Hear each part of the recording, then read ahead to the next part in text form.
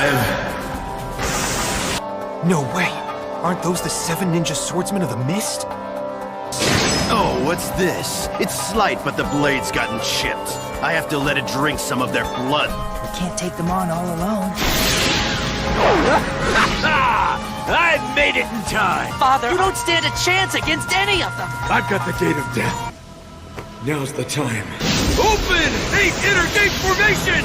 To protect something precious enough to give your life for. The blood vapor that's peculiar to all 8 gates being open. It's almost the color of dead autumn leaves that have fallen off their tree. I'll admit you're not wrong, but they're not fallen without reason or purpose. It is the climax of youth when it burns most crimson!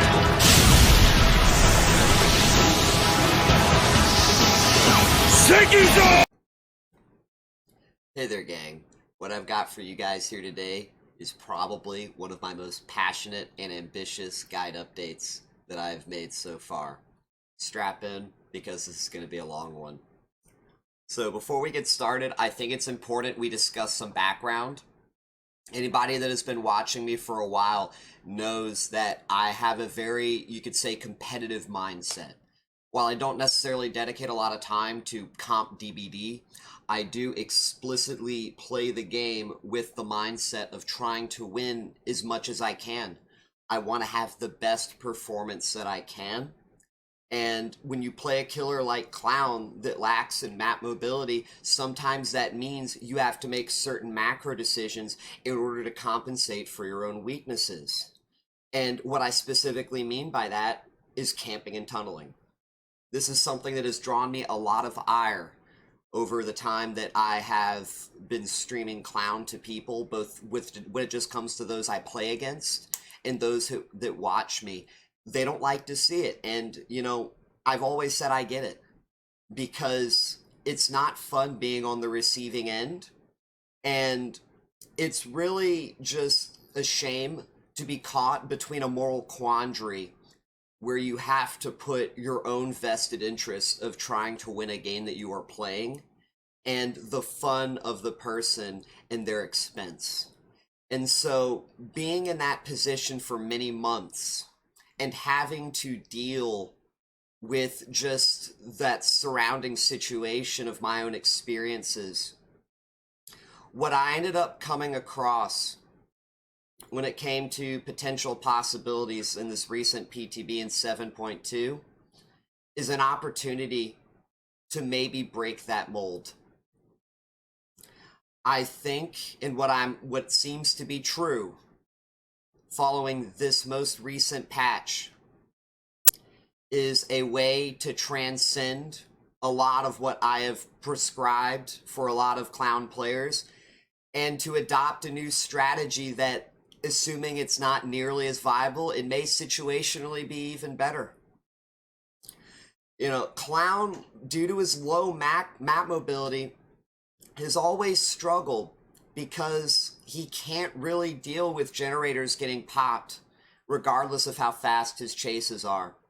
If you get a team of survivors that have not even toolboxes, but they're very good in chase, they know about strategies such as pre-running and pre-dropping pallets at strong tiles. They know how to chain strong tiles. If they have teammates that are split and working on generators, it is quite literally impossible for a Clown to keep up with these teams, because in combination of the available resources and just the overall sheer macro efficiency of the survivors, it's just not enough for Clown to both hook survivors and get them out of the match.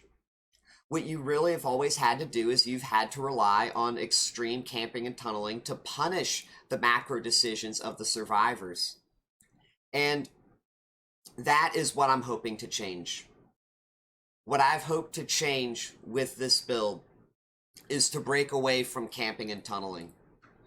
This build only tunnels opportunistically. It does not tunnel out of necessity. It does not camp out of necessity. This build is about engaging chases. This build is about winning chases. and everything else is what's wrapped up in between.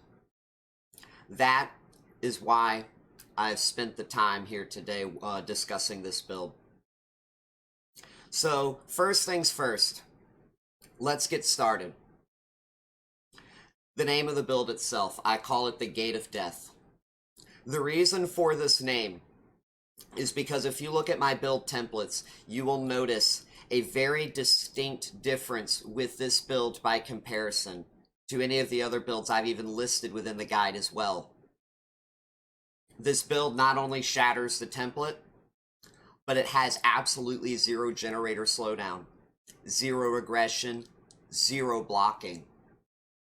Because that is not something that actually melds with this build. With the advent of Rapid Brutality, one of the hypotheses that I sought to test and eventually realize is that this 5% provides the momentum necessary it provides the momentum necessary in order to confirm chases that otherwise would not be possible without it. But further, it's just not a manner of Rapid Brutality by itself in order that accomplishes this and makes it possible. It is the tandem synergy between every other perk in this build that brings that about. The 5% isn't just the 5%, because while it does make you move faster, it boosts the range of your coup, and you get more distance out of it due to the faster recovery time out of your save the best for last. We're not going to discuss play with your food entirely just yet. The most of the synergy and the strength of this build is the first 3 perks, coup de grace, Rapid Brutality, and save the best for last. But this combo of perks, I believe, is literally what now enables Clown to completely break the template mold. Not only is your macro going to be not as centered on camping or tunneling, but your micro is going to be exponentially stronger than what would ever be possible with a template build. If you are running, say, a standard template build, my current favorite template build, which is coup de grace, forced penance, or let's say even Rapid Brutality for the sake of the argument, with corrupt intervention and deadlock, the addition of save the best for last will skyrocket through synergy this build in micro chase potential beyond what you could ever dream would be possible with just coup and Rapid Brutality alone. And I say that with as much seriousness as I possibly can. So what is it about this build? If it is so good in chase, what holds it back? That's probably a question a lot of people are wondering, and it's a very important question. You know, like I said, if you discuss and you compare this build to the template build would have corrupt intervention and deadlock. This build has neither of that. Akin to the name, the Gate of Death, this build is designed around you burning yourself out quickly in order to achieve power that is otherwise exponentially beyond your reach. You will go into every match with this build knowing that survivors can be split and working on generators from the very beginning of the game, knowing that you do not have the map mobility or pressure to actually stop them. However, what you possess in turn is a level of chase that they will likely not be able to keep up with. Instead of having to deal as horrendously with pre-running, with pre-dropping, and just strong window vaults, strong tiles, you surpass that. Instead of feeling dwarfed by made for this resilience for most of your standard chases during the generator phase, you surpass that. I, during my time running this build, have seldom ever considered or spent much time thinking about made for this. Even when I have eaten dead hearts The sheer recovery speed from save the best for last has made the distance gained from that dead hard inconsequential. Literally the only thing that holds this build back from sheer unilateral supremacy is the downsides of what happens when things go wrong. Going back to what I said, because this build lacks any type of slowdown, blocking, or regression, since you don't have corrupt intervention or deadlock and you struggle in the early game, you might lose the match full out entirely. You might not have seldom any chance of actually winning the game because your chance of ramping up is going to take too long and you're not going to have the pressure by the time you need it or the ability to stop the generators from spiraling as far out of control to where they are fully completed. Further, because you don't have actual instant regression, such as Jolt, Pain Res, Eruption, Pop Goes the Weasel, your individual hooks themselves are not as impactful as they could be by comparison. You are relying entirely on the sheer value and strength that comes from your chases with this build in order to win your games. If you are not trained or practiced to make use of that strength, then you will fizzle out. You will be grinded into dust. But if you can, and I very much mean this, in my 2+ years of playing Clown, the lethality that is possessed by this build expands beyond any other build I have ever used in my entire time playing Clown. So now that we have discussed the downsides, now that we have discussed the perks themselves in the build and what they are, before we go on to the strategy, let's also briefly touch on the add-ons first as well. Why are we running these add-ons? Ignore the offering. The add-ons themselves, Cigar Box and Makeup Kit, have to do with just the strength of the yellow bottle itself, the utility provided from Cigar Box, and how that potency of the extra speed not only synergizes with your coup, synergizes with Rapid Brutality, and synergizes with Save the Best for Last. You are able to transition between tiles a lot better by virtue of running Garage Makeup Kit, and by using Cigar Box, you are not hindered at the due to high wall tiles, walls, obstacles getting in your way. That is why these two add-ons are in place. While you potentially could run something like Flask of Bleach, I do not necessarily think Flask of Bleach is entirely necessary due to how much individual strength you already have at singular tiles. Instead, I think the emphasis when it comes to your add-ons, and not even just that, just the synergy between your perks, would come by synergizing with that through extra yellow bottle duration. But again, now that we have talked about what the build is, especially like I said with the add-ons, let's go on next to how it is that the build works. So when I look at this build, what really pulls it all together is how everything chains off of each other. You're not getting a value from a perk here, and then something may happen here, so you'll get value there, which means that when you get here, you get the value there. That's not how this build works. This build cycles off of every single perk to give value to the next perk so that you can keep it going. Okay? That is how this build gives you such insane lethality. So, first things first, or excuse me, in order to really explain what I mean, I think it's very important that we go ahead and bring up some diagrams, because these are some diagrams that I've put together that should really explain how these perks cycle through one another. So excuse me, give me just a second here, gang.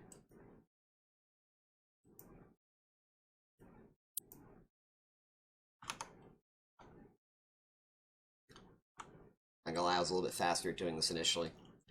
Alrighty. So what we've got here are what I like to call a speed cycle. The reason why it's called a speed cycle is because every single one of these perks in our build are designed around us recovering faster and moving faster so that we can get our downs faster. Which of course even includes making the survivors move slower. That is how this build operates. So what we see here, numbers 1, 2, or 3, speed cycles. These illustrate your standard chases and what you should grow to expect when you run this build across most of your, like I said, in your matches, most of your chases. So going first, we're going to take it from the top. What you see is an M1. You're almost always going to start a chase with an M1, right? Like, at least when it comes to a lot of them, survivors caught out, you have bottles ahead. Just, it's faster because maybe there's a window nearby. That's what this is. When you aren't exactly in a position to go for what we see down here with these bottle placements, and you're just first starting off your chases, again, emphasis, when you are first starting off your chases with an M1 and nothing else, that is what this signifies. This is what this is representing. So M1. After every M1 gang, Rapid Brutality activates, because that's the perk. That's what it does. So you M1 and gain the benefit of Rapid Brutality, and depending on your stacks of Save the Best for Last, you're going to recover a lot faster. Because, that's what Save the Best for Last does, right? You're going to gain the haste from the M1. You're going to end up recovering faster because of Save the Best for Last. And this is where the cycle can either break early and repeat itself early, which usually it would be over, by the way. Here's the thing. The reason why this says repeat is just due to, like I said, the synergy and the properties of the build itself. Because even just a single rotation, do you see how it goes M1 to save back into M1? This would signify a 2 health state chase. At this point, the chase should be over. However, what if they have dead hard? What if they have dead hard? Is the build impacted by that? And how much if so? Not really, because like I said, it cycles. That's why I call it a speed cycle. So you would normally go, again, taking it from the top. M1, Rapid Brutality benefit, Save the Best for Last benefit. If you don't need to use coup de grace for the lunge and you just get another M1, there you go, gang. That's 2 health states. That's a kill. But what if you do, gang? What if you do? Well, there you go. There's coup right there, and that's kind of the main idea behind it. One of the big reasons you run coup is because you get your first M1 in, you recover faster from Rapid Brutality. You're gonna, you're gonna move faster. I got that backwards. You're gonna move faster from Rapid Brutality, recover faster from Save the Best for Last, and then if they somehow, maybe they have overcome, maybe it's just the proximity of a tile, right? You need to get that extra lunge, there's coup. You have now saved, by virtue especially of that coup, probably 15 plus 20 seconds because they didn't make it to that window. You didn't have to reset up and play around that window that they got to, or that pallet. You don't have to reload your bottles. You don't have to reset up your bottles. This is momentum, gang. This is momentum, because the momentum behind this build is why the chases succeed so well, okay? The momentum is almost insurmountable from the survivors. So again, that's number 1. M1, Rapid Brutality, recovery from save into either an M1 and or coup lunge into an M1. That's your 2 health state chase. But what happens if that's not enough, gang? What happens if you have the opportunity to get something else out in turn, to perform even better and faster? Number 2 signifies that. You start off with a yellow before your first M1. Now, why do you use a yellow before a pink? Unless you absolutely need that pink immediately to prevent them from getting to some type of safe obstacle, be it a strong window, a pre-drop pallet, an undrop pallet for the stun and threat of pallet possession, you want to start off with a yellow instead of a pink. When a survivor gets injured as a result of an M1, not only do they gain that speed boost, but they become immune to hindrance effects. They do not get slowed down with that speed boost. It's not going to be a weaker speed boost. And they can fast fault anything regardless of being intoxicated. Using a pink before you hit a survivor is virtually worthless. Starting off with a yellow, if you throw a yellow before you hit a survivor, you're going to recover within that yellow while it's inactive. It's going to be active before you leave, and that's how you transition. That's where number 2 gets its lethality. Number 2 on the speed cycle, because you throw a yellow, first M1, Rapid Brutality activates, gang, Rapid Brutality. You're going to start moving faster as well because, okay, as well, don't forget, fast recovery on Save the Best for Last. Do you need a coup? Because of that yellow bottle, because of Rapid Brutality and the faster, do you need a coup? Use it. It's going to be even harder now because of that yellow bottle and the synergy with Rapid Brutality with the faster recovery. Playing around a coup in this setup is going to be even much harder. But again, you still may not even need it. That is what this shows. These green arrows represent the ability that a regular speed cycle has when it comes to saving the tokens in your possession for when you do need them, okay? Because that is essentially what this build is at the end of the day. This is a token build. This is a token build. This build is about playing around resources that you have in order to get faster chase times and create pressure around that, all right? So number 2, like I said, speed cycle, yellow, M1, Rapid Brutality with the recovery into either M1 or coup if you need it. But what happens, gang, if even that's not enough? What happens if that's not enough? Well, very simple. You've got level 3 speed cycle. You start off just like you would in a level 2, yellow bottle into M1. That's always going to be the same at a level 3. You're going to gain the benefit of Rapid Brutality. You're going to gain the benefit of your Save the Best for Last. But here's the thing. Here's the thing. Pink bottle now. Now you have pink bottle. That pink bottle is going to slow them down by 15% for 2.5 seconds at base, which is what you should be, I think, running due to what we discussed with the add-ons in this build. And whether or not they make it to that pallet, which is what you will usually see when it comes to a level 3 speed cycle, you will be using this if they make it to a strong window that you can play around. Let's say like a LT wall, although not necessarily a strong window, but I digress. Or if they make it to a pallet and they pre-drop it, that is where you will see your level 3 speed cycles come into play. Because again, we're running Garsh Makeup Kit. We're running Garsh Makeup Kit. So when you start off a level 3 speed cycle with a yellow before your first M1, and you gain that yellow transitioning into that next health state chase with the benefit from Rapid Brutality comboed with your yellow and the recovery from Save the Best for Last, even if they make it to that pre-drop pallet, when you follow up with the pink while still sped up from that yellow, and if you need the coup, that's it. That's the game. That's the chase. That's a wrap. That's how you end the chases with the level 3 speed cycle. It is significantly harder for survivors to deal with that, assuming you can get the setup going, okay? If you have the bottles, all right?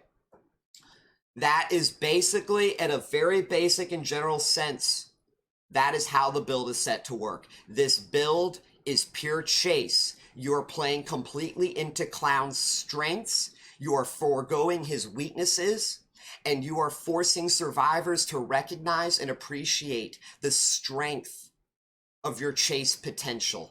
That's what it's about. So if you think this is a lot and you feel impressed, well, I've got something to tell you. That's not it. This is not the extent of Clown's power. While the speed cycles represent an overall level of strength that Clown may have in chase, conventionally and universally, because this is what you should be doing for most of your chases, right? This is the efficient, and you could say, with respect to how I referred to this as a token system build, the economical way of running this build. Well, this is not the strongest way of running the build. To get even faster chases, well, with this exact same build, it's actually possible. It's not efficient, and it should only ever be done with the express purpose of desperation and ending the chases that you need with the priority survivor as fast as you can. But there are what I like to call a level of speed cycles that dwarf and surpass this by even more exponential strength. And these speed cycles are what I like to call the overdrive cycles.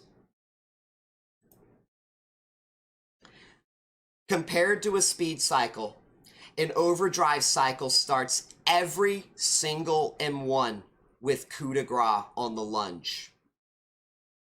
The way you would normally counter as best as you could, I'm not saying it's an actual counter, but as best as you could, the way you would counter a traditional speed cycle is by pre-running for distance. Whatever the clown would gain with this build at you as the clown with coup on that first M1 is going to significantly negate a lot of the advantage that is even gained from that pre-running. In many circumstances, not only will pre-running not even be possible, but it's just simply not going to do enough or really anything relevant at all. That is the power of the overdrive cycle. Level 1 overdrive, like I said, it's very similar. These are going to be very similar to your speed cycles. You start off with a coup into your M1. Coup into M1, gain the benefit of Rapid Brutality, gain the benefit of your stacks of save. And then you're going to go into a coup lunge for the down. Why is there no green? Why is there no green saying you break this early? Because if you're doing an overdrive cycle, you're not doing an overdrive cycle to break it early. You are doing an overdrive cycle to full send it. You are going for the fastest and most deadliest chase possible. That's an overdrive cycle. Coup lunge into M1, Rapid Brutality benefit into save recovery, coup lunge for the down.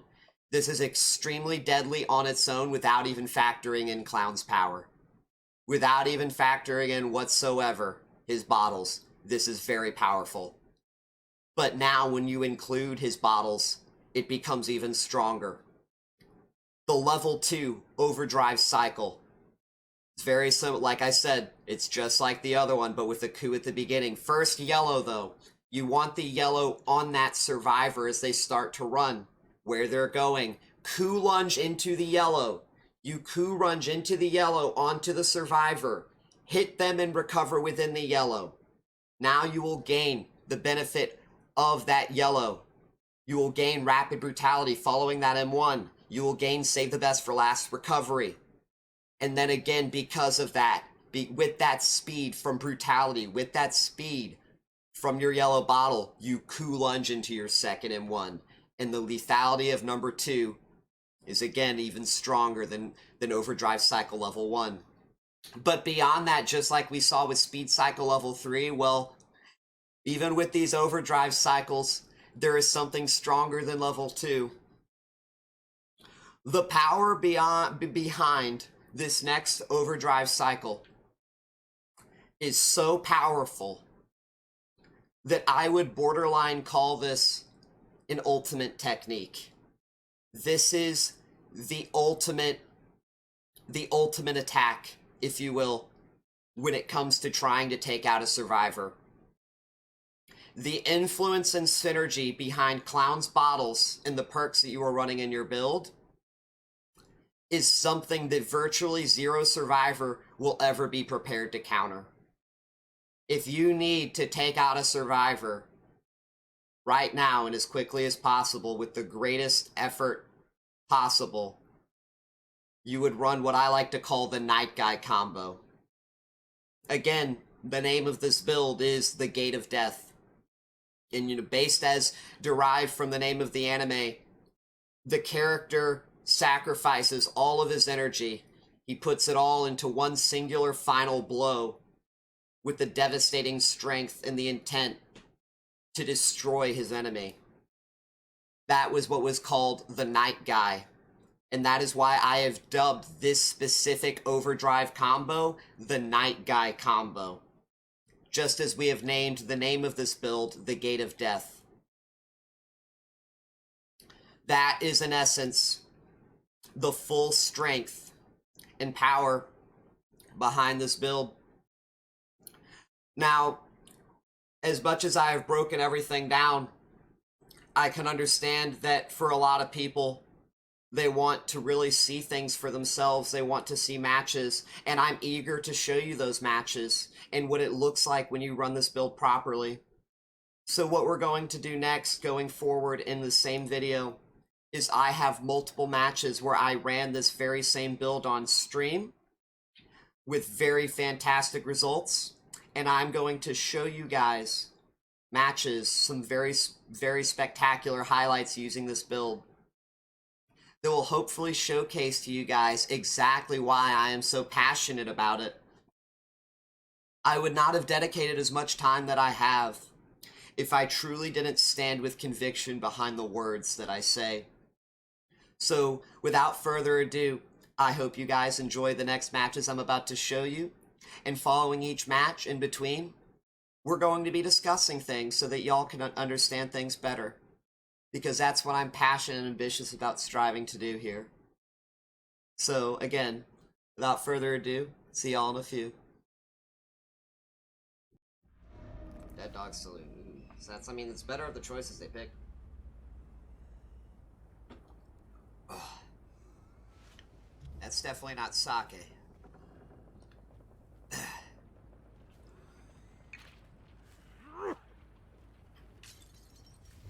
think I'm partial to the sake. Let's see.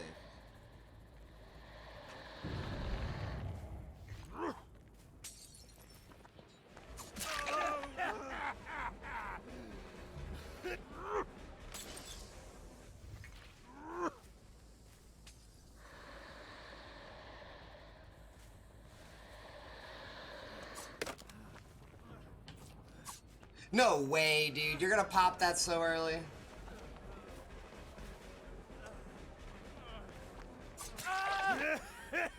Dude pops Styptic at 5 gens, gang. He really popped the fucking Styptic at 5 gens. There's 2 different bottles now? What do you mean 2 different bottles? You mean Clown bottles? Yes, Clown got a yellow bottle in a rework probably a few months ago.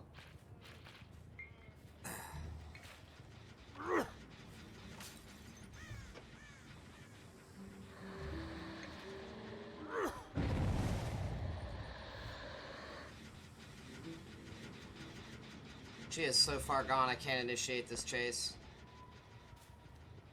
They're healing over here.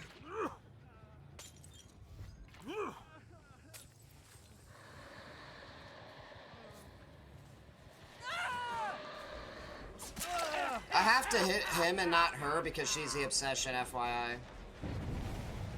Rapid Brutality might help me here. Remember, we don't have any bottles. I could have hit that.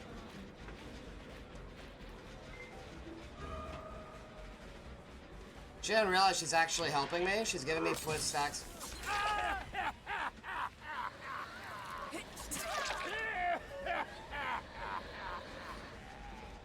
I may have to hit her here though, gang.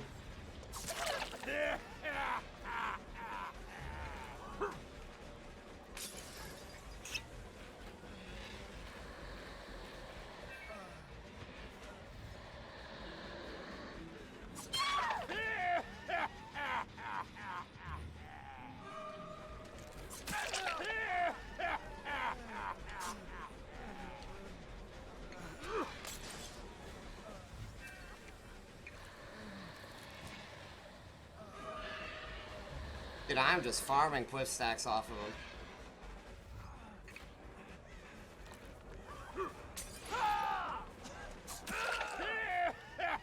Like, at this point, I'm close to just getting so much slug pressure, I kind of just want to keep this going just for testing purposes.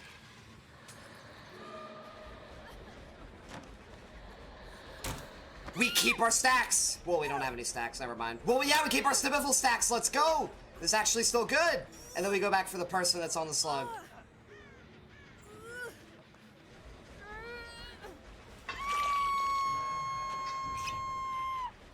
He's going for the person I slugged, I think.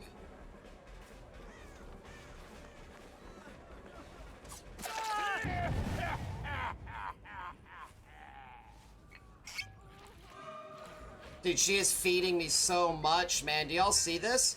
She is literally feeding me so many quiff stacks. What the fuck? Oh. Should still get this.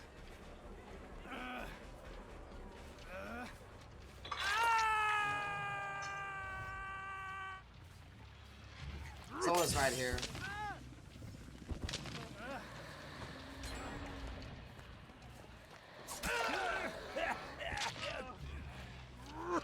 Give me another stack. I want another stack, Fang.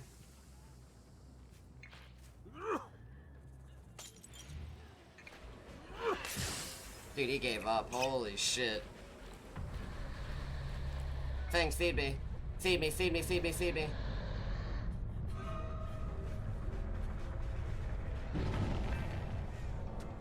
I bet they're not happy with whoever brought, what's it called?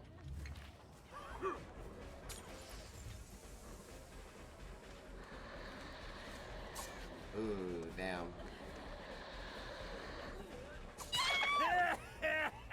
Now let's see if we can get the last person. They picked them up. Okay, they were over there. Okay, okay, okay. Can we get another stack of Pwiff from Fang, maybe?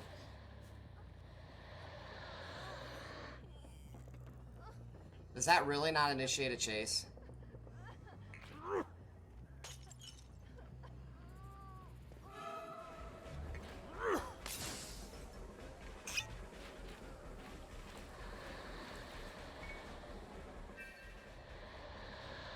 May I have another? You know what? She's gonna give me a grab here. We just saved more stacks!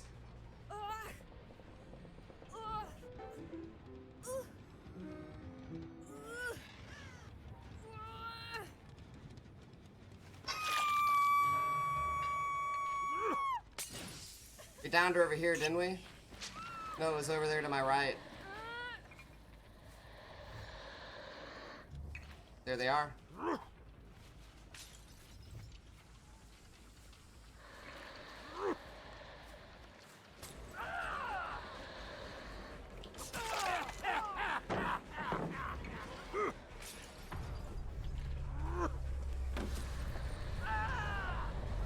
A man's got Lithe, but it doesn't fucking matter.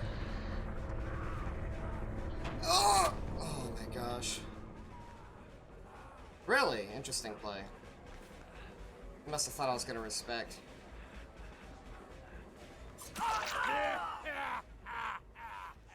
Holy fucking shit, dude.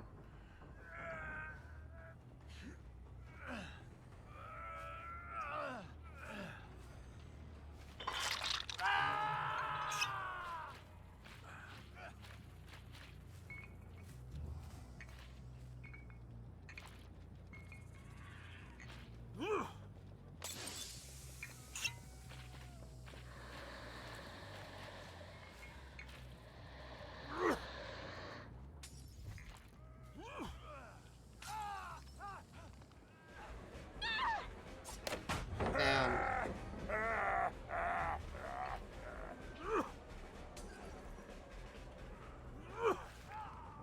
She's gonna get it. That is driving me crazy.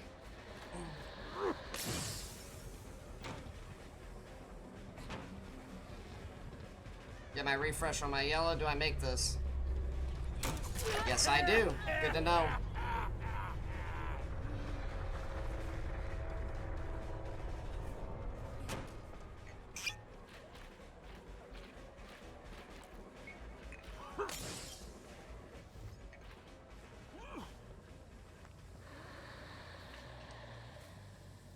Did I get this? Slow, slow, slow. No slow, no slow. Fuck, undershot. That's fine.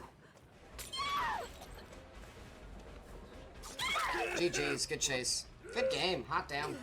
Good match.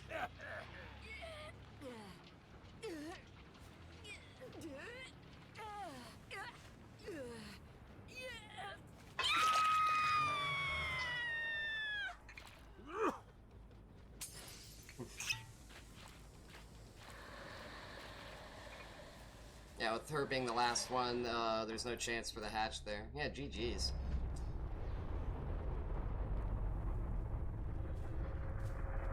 Take this for my points.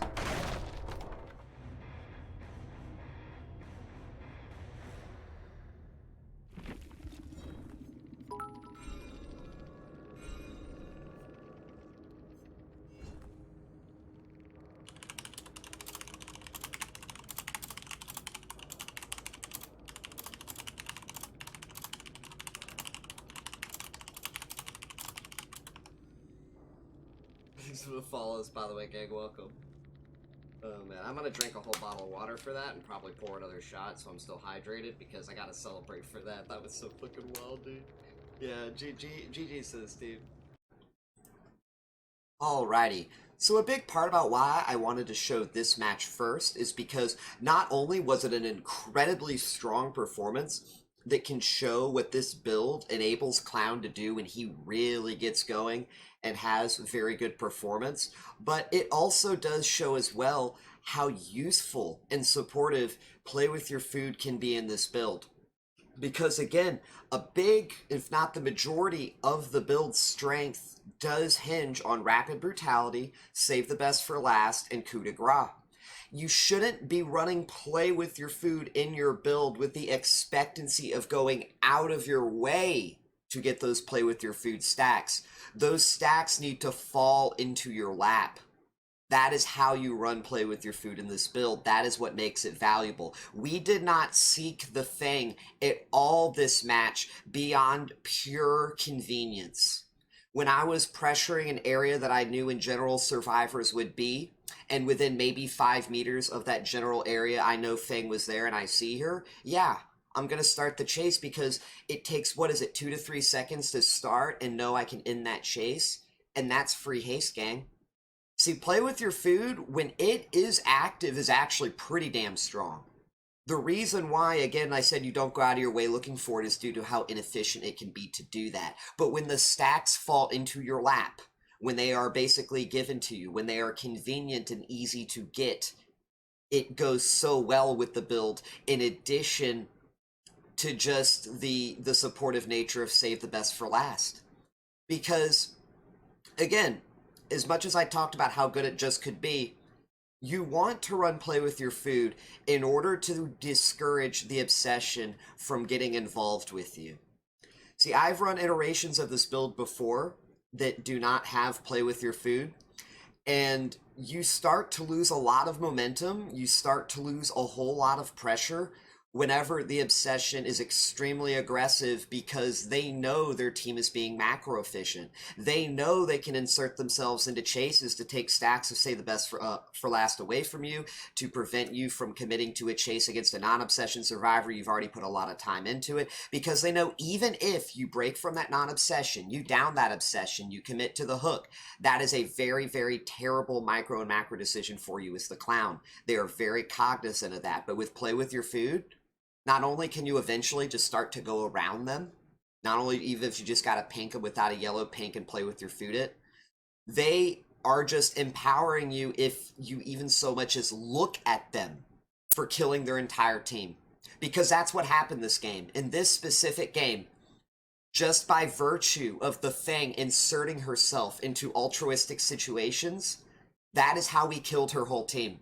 Because, yeah, while we had Coup de Grace, we had Rapid, we had Stabiffle that started to ramp up and carry us through with all that pressure, we were able to confirm pressure in almost every single instance because of the fact she gave us even 1 stack of play with your food. And there were some times she gave us 2. Because that's the thing about play with your food, gang. We're going to spend some time talking about play with your food before we really delve into the mechanics here, because I didn't get a chance to do that earlier. The thing about play with your food is that you can get multiple stacks of it, and the biggest way you gain it is just by starting that chase. You're not actually chasing the survivor, you're starting the chase. You're otherwise staying away from the survivor, pretending it doesn't exist, but when the survivor presents themselves, the obsession, excuse me, that is when you start to play around it. And that is literally how we won this game. We were rock and play with your food stacks almost the entire game. We never had to worry about losing play with your food stacks by hitting the obsession at times, because we grabbed her off ledges. You know, there was an instance we literally saved a stack of play with your food. We saved stacks to Save the Best for Last because we were able to force a medium vault, grab her off of that window. And that is crazy when it comes to preserving the momentum we'd already established. You know, that is just such a big part of it, because play with your food, you know, like I said, it's just meant to support. You know, if Fang never engaged on us, if they let me just go for the Quentin, this match would have gone differently, okay? This match would have gone differently. Because they could have split to do gens. I maybe would have tunneled out the Quentin. But when they all decided as a team that they wanted to get that Quentin up, they couldn't do it without the Fang, okay? They needed the Fang. But Fang is the obsession. And that is why they lost, because of play with your food. Because Fang would try to insert herself, even if it's just for the threat of a pallet stun. But here's the thing, gang. I wanted her to do that. I wanted her intentionally to provide herself an opportunity to gain play with your food stacks in that regard. I took that, and then what did I do with those stacks, gang?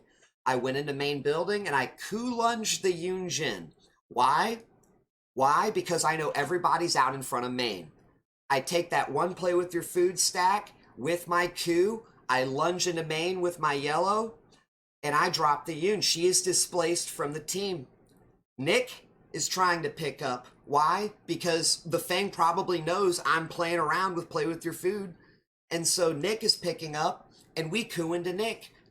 Also, Nick is the only one healthy, but we coup into Nick. He's injured. Now he has to break away. So what does Fang do here? She gives me another stack. That is really what it is. Stalemates, in essence, in a nutshell, stalemates become uncontestable with the obsession. The non-obsessions have to be capable of contesting stalemates on their own. If the obsession is required to contest a stalemate, then what essentially happens is they are risking the obsession providing momentum through play with your food and synergy with the rest of Clown's kit and his perks to snowball slug the entire team. Because, gang, look at these perks. Let's start looking at the perks. Do y'all see any unbreakables? No unbreakables. Do y'all see any exponentials? No exponentials. We see 4 adrenalines. Hot damn. That would definitely help if it was late game, but how many gens did we end the match at? I believe it was 3. They weren't anywhere close to getting value from adrenalines. They have made for this. The one person who almost got that pickup, gang, who would have actually been in a damn good spot, especially if he did because of that endurance, the Nick, why couldn't he get that endurance? Because we cooed. We gained 2 stacks of coup. We had play with your food. We had rapid brutality after downing the Yunjin.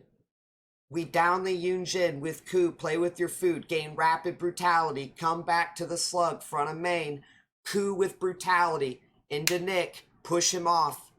And that's how the chain began, gang. See, that's why I call this, that's why in my guide, I call all of this interworking and the synergy between all of the perks and Clown's power, I call it speed cycles. You know, the higher level ones, overdrive cycles, because literally, as the name implies, everything cycles here, gang. We saw it. You know, we saw it just in this one game alone so far. When I am going so crazy with the slugging, with the snowball, all of my perks and my power, my bottles, they are giving me that momentum and cycling through the synergistic benefits from one another to keep me going. You know, I put a whole chapter recently about momentum, gang, and how significant and how important it is in order to make sure that you maintain momentum. These perks are free momentum, because what they do is they take the momentum from your conventional performance and they make it stronger. The definition of free momentum through perk slots, okay? And that was basically how we won this game. We had 2 instances on the obsession where we were able to get window grabs at main. I want to encourage people, go back and look at the second one as well. You know, at the second vault, she literally tries to force the fast vault, but we pinked her, and so she was intoxicated. All right. This is basically when you are looking for a strong performance with this build, this is probably a good standard for that. It's not the best outcome. You could definitely have a much better performance snowball wise than this, but you know, the fact that we were able to create the pressure that we did just off of a chase after our first hook. Remember, only 1 gen had popped before all of this really began. That shows really what this build is capable of doing if you're capable of harnessing and controlling the power. All right. Now, that is kind of, in essence, really what I think we need to just talk about with this highlight. But, you know, I've actually got a couple other highlights I want to show y'all too. Now, this was a really strong performance. This one put a whole lot of emphasis onto why, what it looks like when you do perform well, but why you run play with your food and how it can help accomplish when that happens. But I also want to show you guys a match where there's a lot less emphasis from play with your food. You're not going to see play with your food playing a super strong role in helping me get the control that I need. Why? Because in the same way that I said I'm running it in a supportive nature, well, the support wasn't necessary, right? We didn't entirely get too involved with the obsession this match. And yeah, this one though, this one was also not a very good outcome in our regard. We had a, well, excuse me, we had a good ending, but things were very rough this match is what I mean to say, gang. So really pay attention to that. Pay attention to the momentum, the pacing. You know, I made some mistakes. Pay attention to that. We'll talk about that. And put everything into perspective when you see how things turn out. And I'll see y'all in a few.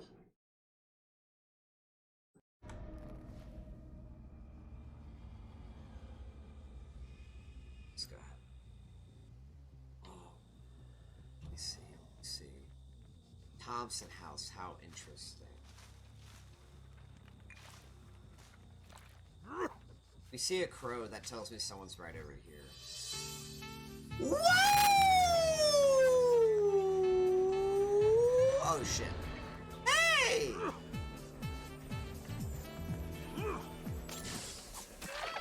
Royal Sovereignty of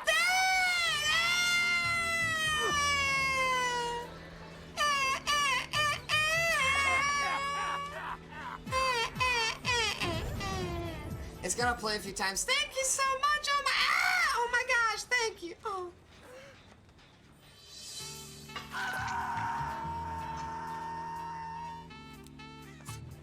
Why am I playing around like I haven't? Why do I feel like I've played against this thing before? Thank you though. Oh my gosh. Oh.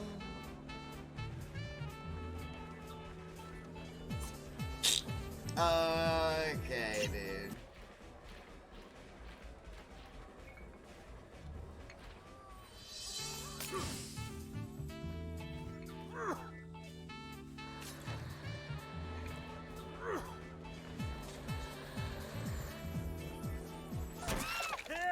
Good chase. Thank you, welcome, thank you, and also for gifting the 5 subs. Everyone enjoy. Welcome to the VIP section of the circus. Good chases from this Fang Bellow. She played really well. I was a little bit focused up with the We're already down to 3 gens. We're down to 2 gens, gang. We're down to 2 gens. It's been 2 chases. 2 chases, 2 gens. 2 chases, 2 gens, gang. Well, you know, they did show up with the toolboxes.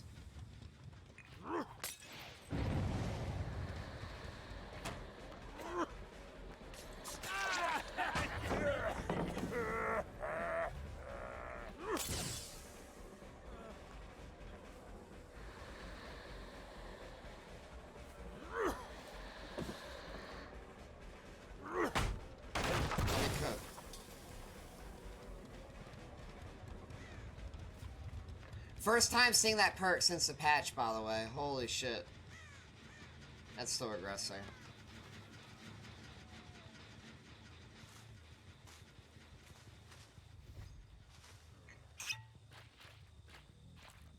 Did you change anything in the guide or still testing? We're still testing.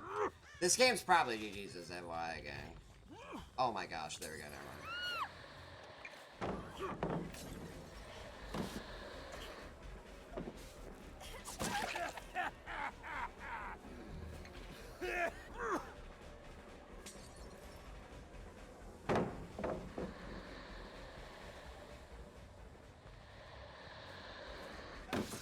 Oh, that should have hit! She must have resilience. She has to have resilience. That should have hit. Fucking hell, dude. This game is literally over now, man. Fucking hell, dude.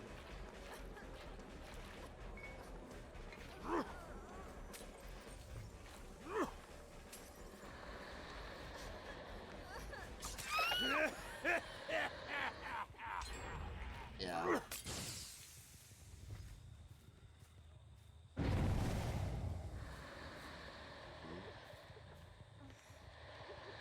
Shit.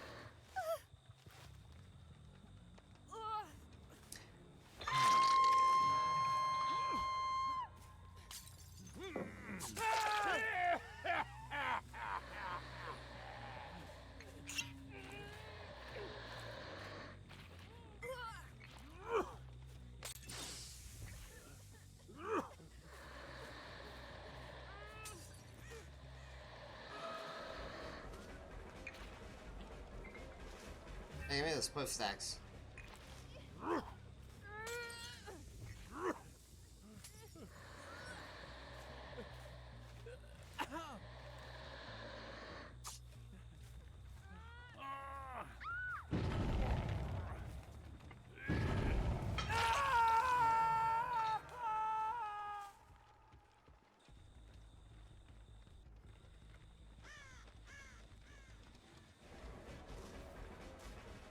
Let's see.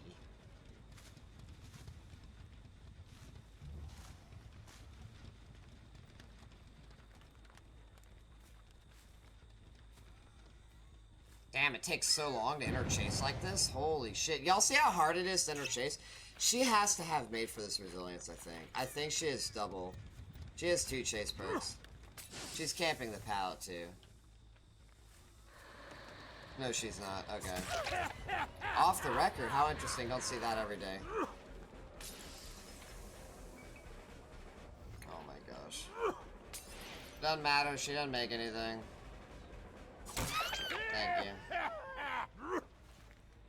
OTR? Maybe she does have OTR, yeah. I'll get my 1k or whatever it is. I might be lucky to get a 2k, but probably not happen again, to be real. With the 3-gen and everything that we have. Actually,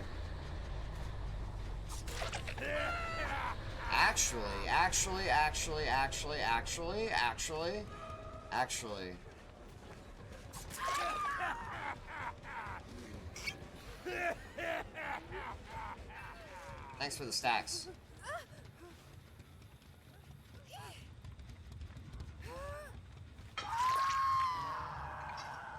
He's on death hook.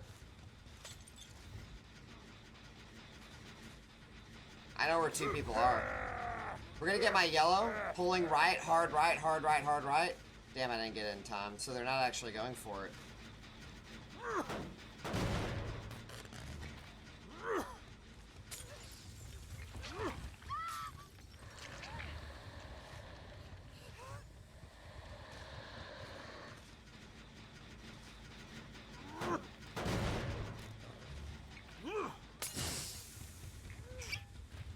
I want to initiate a chase again at the obsession. That's why I got the speed. Damn, not obsession. Okay. That's fine. One stock can play with your feet. If she has any tunnel, give me a 2k.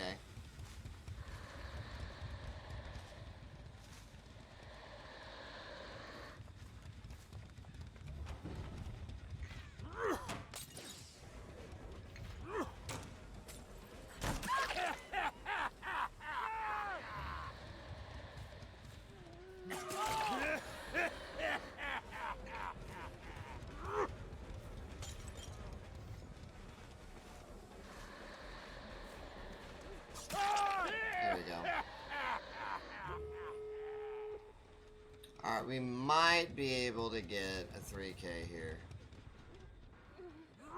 I'm going for her first because she's on death lit.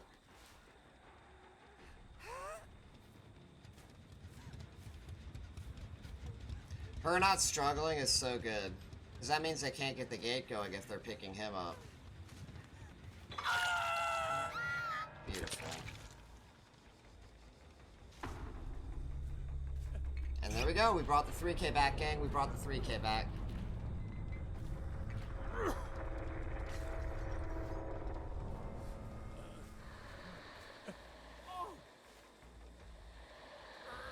Hello, you're the queen. Hey, Dante, how are you doing? We're gonna hook right here, actually. Fuck it.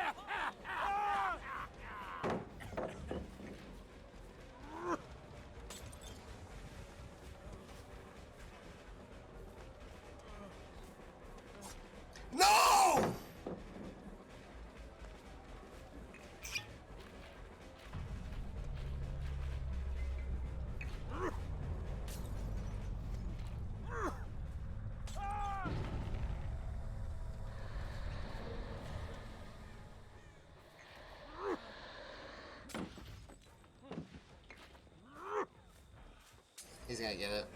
Should have gone for window. Nice, nice, nice, nice, nice, nice. Don't vault. About to say, don't vault, don't vault. That was the throw. Good chase, though. Good chase on his part. Very, very good match.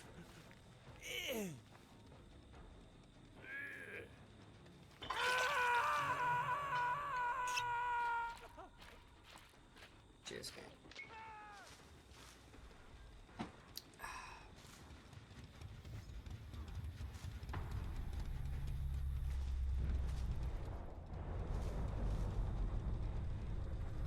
The outfit brings good, like, yeah, huh, look at that.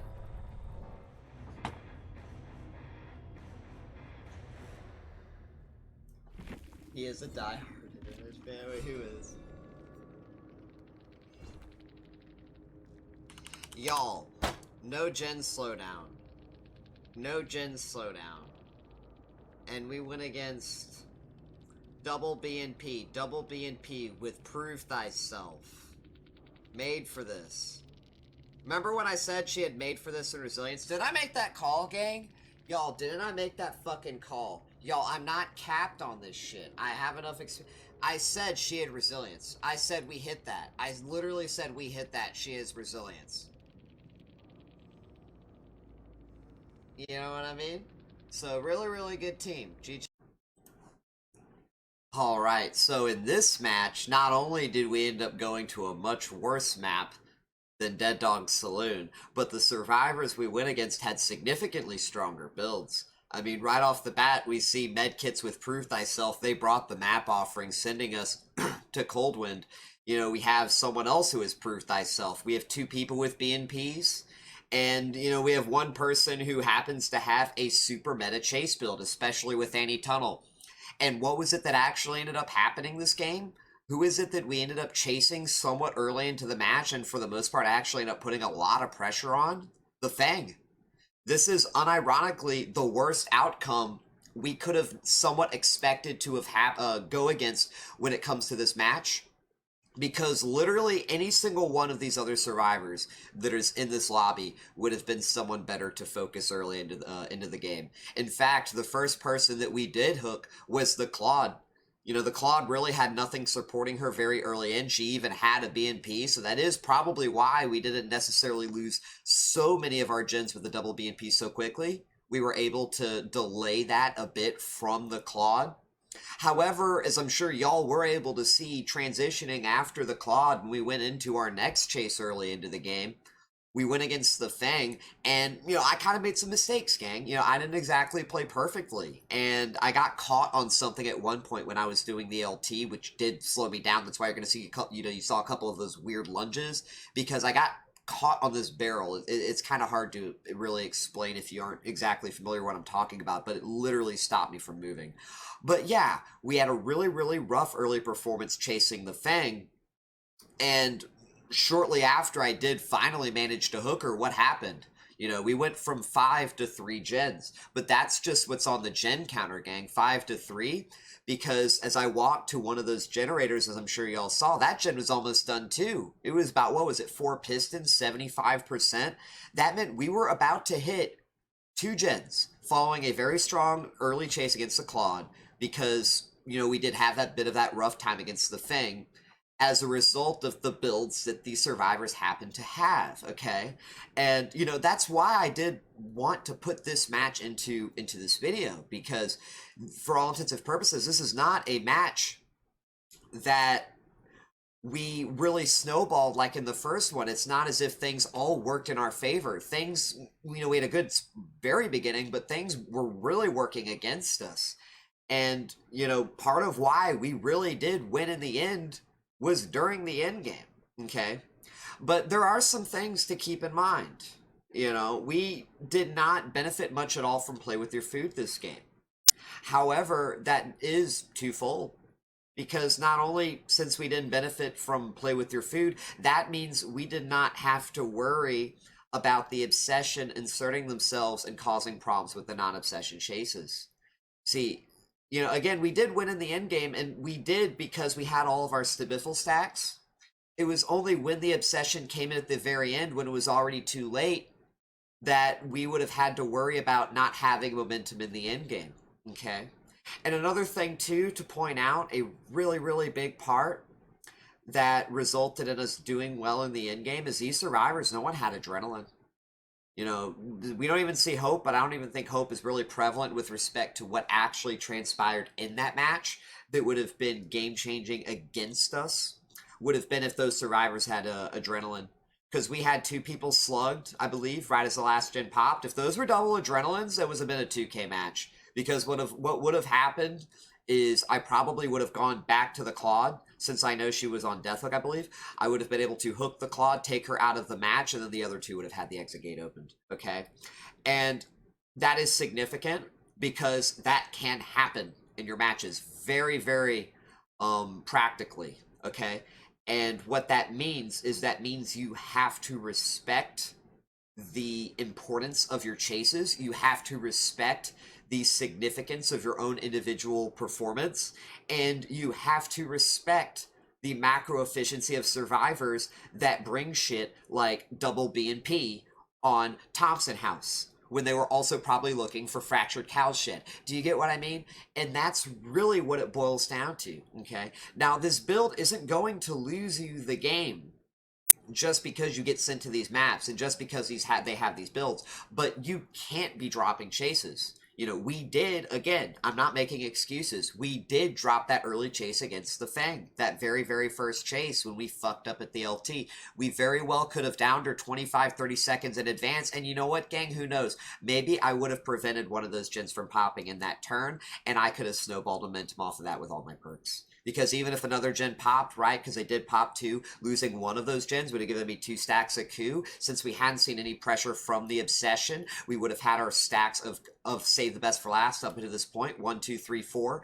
And then that means we would be at 5 to 6 going into that next chase and whatever transpires after that. So really, really respect what it is that momentum can accomplish from this build. Because again, as I mentioned during the the overview of that last match, this is a momentum build. These perks give you momentum. They expand your capacity in chase, and they give you momentum to carry between tiles. Okay, gang?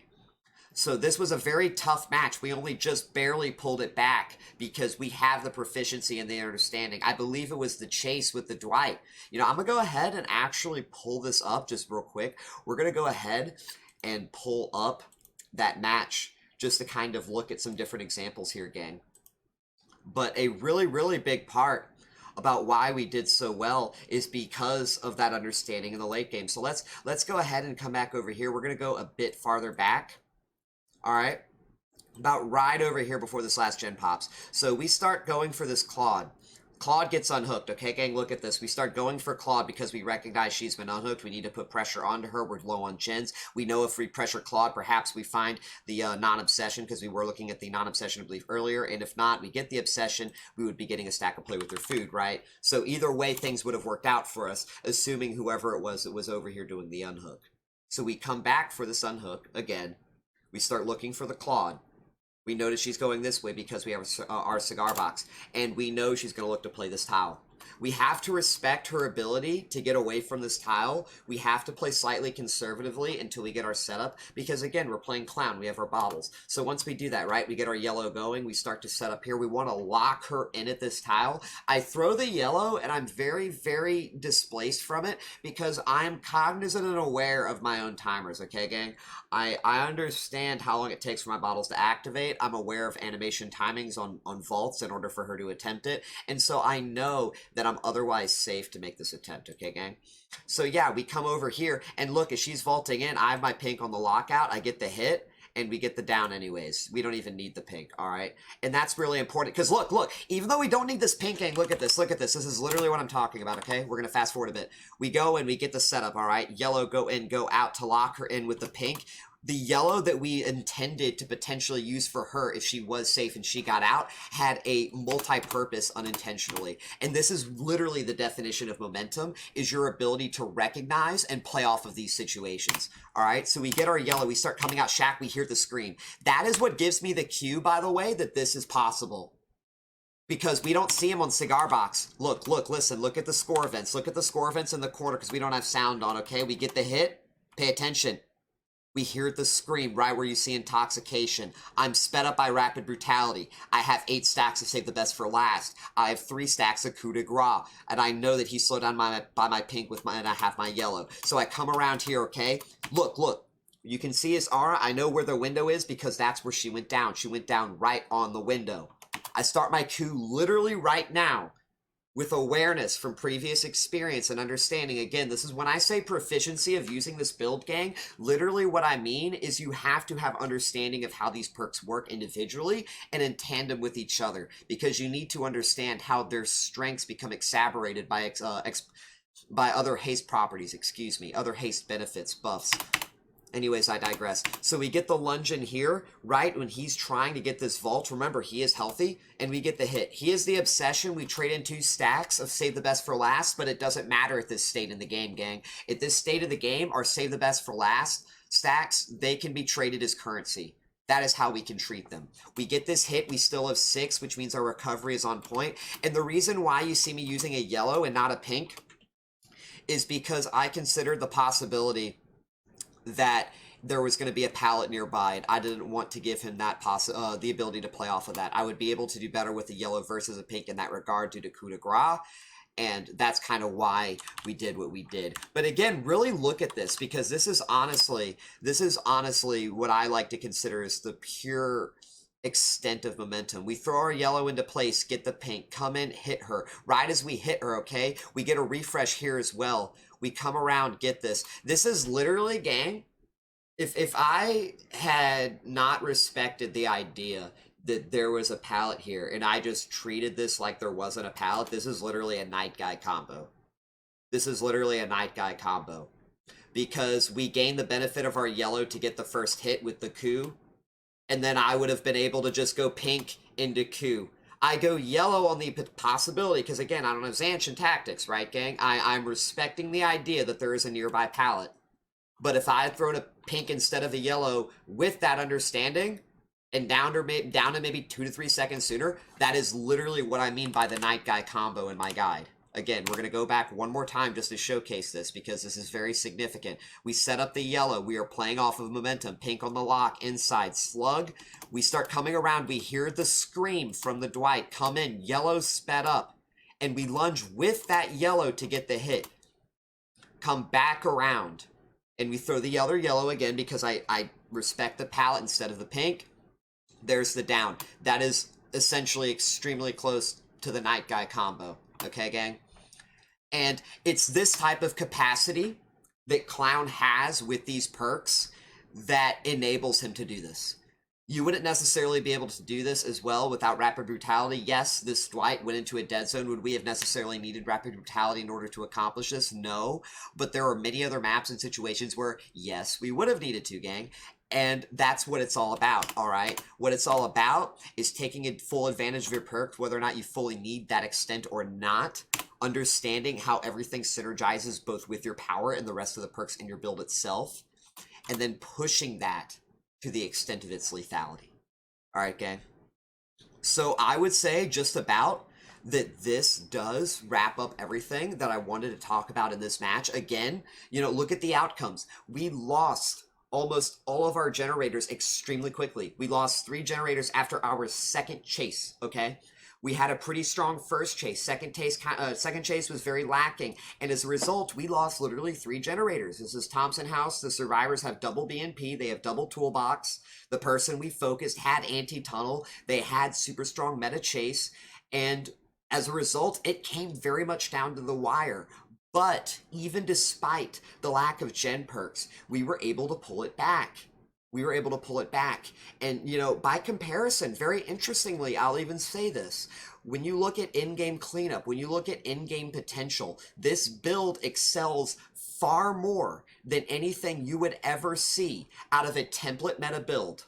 Because perks like Corrupt Intervention, Deadlock, they are not going to be helping you at this point in the game. They are not going to give you this level of pressure and chase.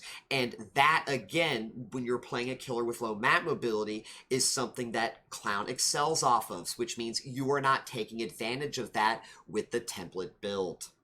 Okay, gang? So going into our next match, I have something a little bit more interesting in mind. It's a bit just as rough with the strong, I believe, early game cleanup, and I think it should kind of accentuate similarly to here why I do have faith in this build, because even when things are getting a bit tough, this build has that chase pressure. It synergizes and plays off of Clown's power in a way that otherwise hasn't been attainable with literally any other build or anything that I have put together with my own meta build templates. So without further ado, I'll take y'all into that next match, and y'all take care. See y'all in a few.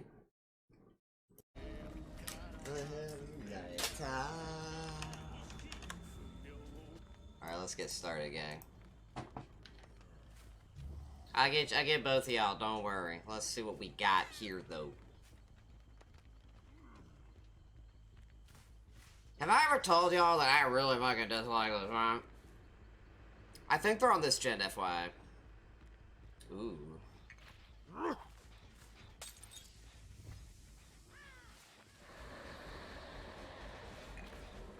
Sprint Burst Gamer?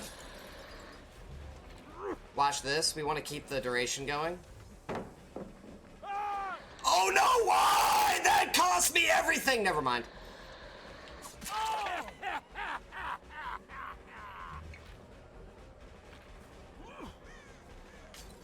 My man, that's for me, not for you, FYI. Should have dropped that pallet. Sake and hibachi. Hit the back here for... Ooh, yeah. See, I didn't go to hibachi. I went to an exquisite Japanese place on vacation. They had some good fucking sake. Lithe. I almost want to put the music on mid-match, gang. I could totally rock these chases without sound on. See, believe it or not, gang, Cigar Box does a lot of the heavy lifting, and that's not to say, like, if you don't have Cigar Box, obviously you need sound, you need all that stuff, right?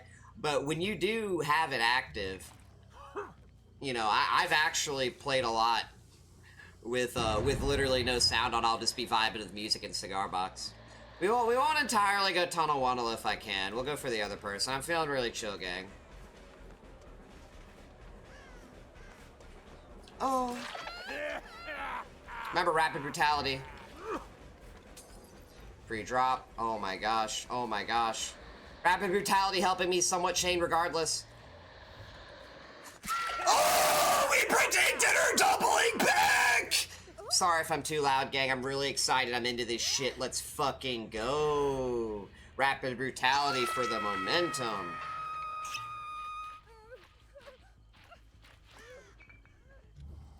Wait. I'm down 2 gens. What the fuck? Yo, I've been in 2 chases. Hold up.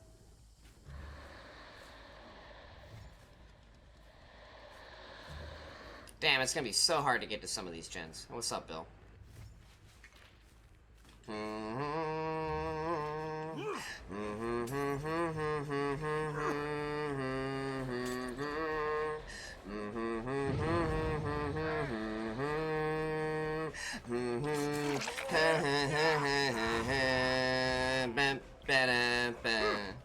Yes, you money. There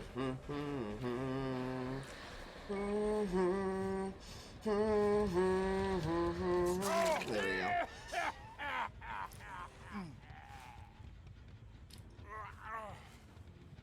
I almost want to put the music back on. I'm not even kidding.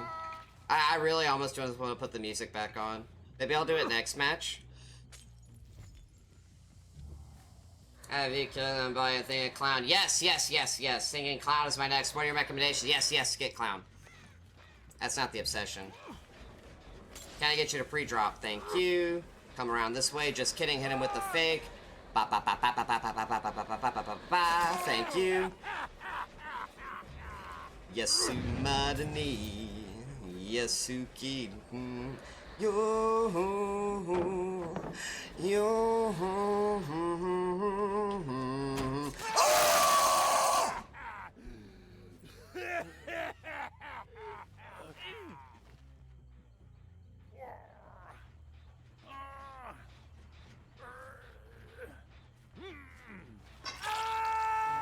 Why do I want to drink Clown's Ace bottles? I want to drink Clown's Ace bottles, gang. Cheers. Oh, ooh. What's going on over here?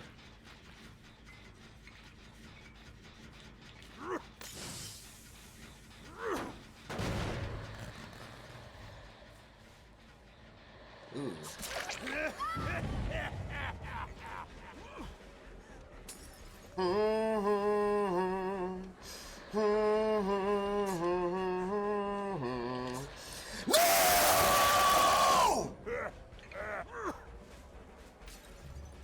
I hate this fucking game.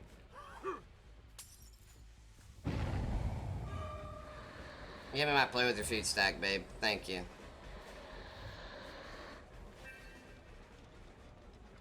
Ooh, is that an injured Bill? My guy, my guy, my guy. Give me a sexy chase. Let's fucking go. I love it when they stay injured, gang. Shit, I'm kissing this wall. This is literally one of the most fucking clown builds I've ever won. Like, we're actually doing, no joke, pretty decent. We actually are doing pretty decent with no fucking gen perks. It's actually crazy to say. Thanks, babe. Love the push stacks. Look at that. Y'all, we literally, do you know what she does when she does that for us? She gives us a basically close to permanent stack of Rapid Brutality. That's 2. Can I get a 3rd?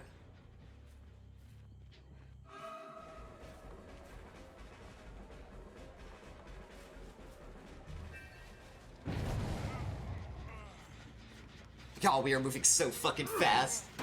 Look at how fast I'm moving.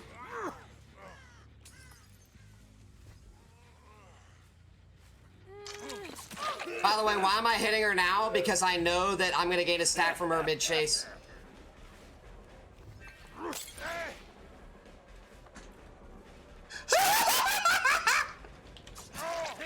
Y'all, we moved so fast that we ran in front of him and couldn't get to the pallet! Look at that!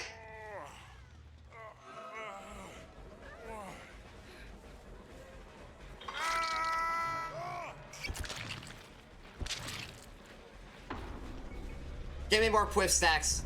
Yes, yes, I am so fast! Oh, I am so fast! Oh! Sorry, babe.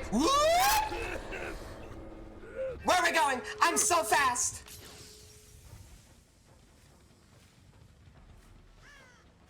We're gonna hook. Fuck it.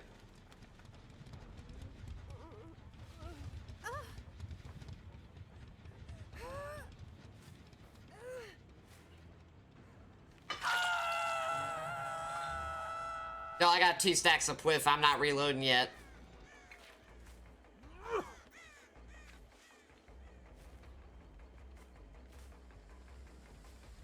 Oh my gosh. Y'all, that's another one. We are so throwing away, whatchamacallit stacks here. Abso-fucking-lutely, you bet your ass. Yes, we springboard, springboard, springboard, springboard, springboard.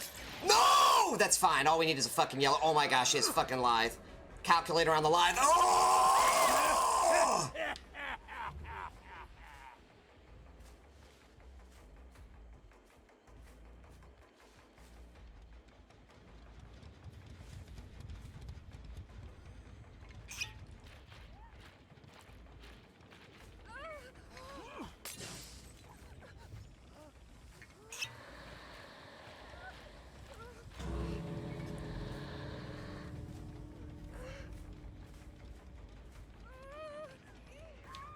Oh my gosh, dude.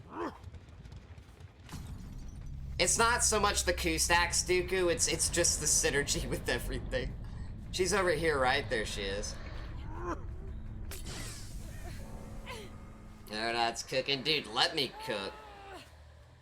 GG's to this team. Remember, we're not tunneling our cat. Well, we kind of tunneled a bit, but you know, we are running no gen slowdown perks, gang.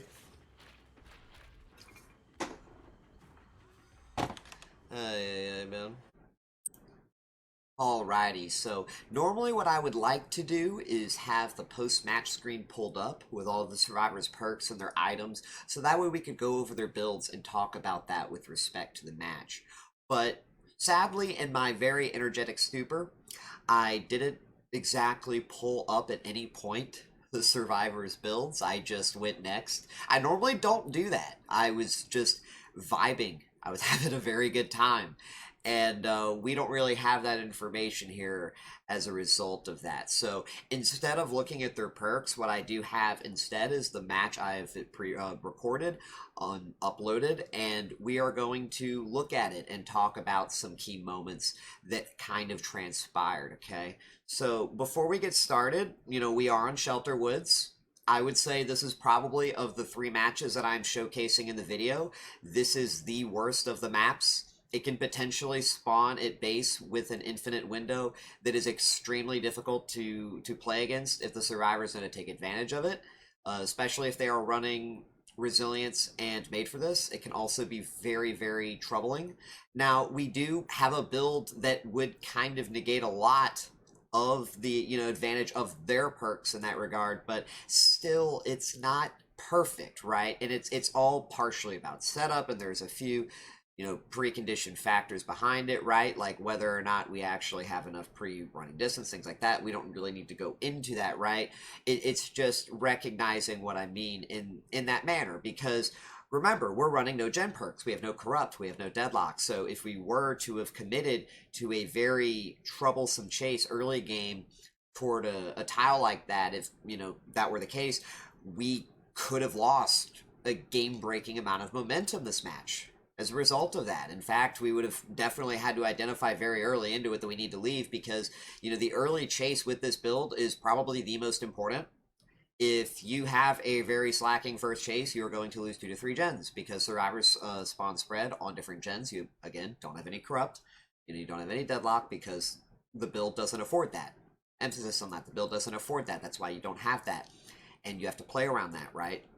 And you know, that's kind of what really, you know, we didn't, you know, thankfully have happen here. We got some really strong first chases. Our first chase was very good. We, in fact, not even just our first chase was good, gang. Our second chase was good. Yeah, we lost a couple early gens, but in addition to losing a couple early gens, there was a key moment at some point in the match where we just really were in such dominating control, even if it may not necessarily have seemed like it.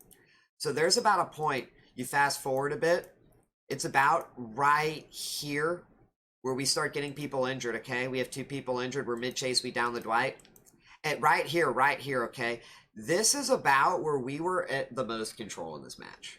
Because at this point, when you look at our build right now, look at the state of everything. We have 2 stacks of coup. We have 8 stacks with the Biffle. Ignore this, because these survivors are injured. You can even say ignore this. With our coup stacks, that's all we need with yellow and pink.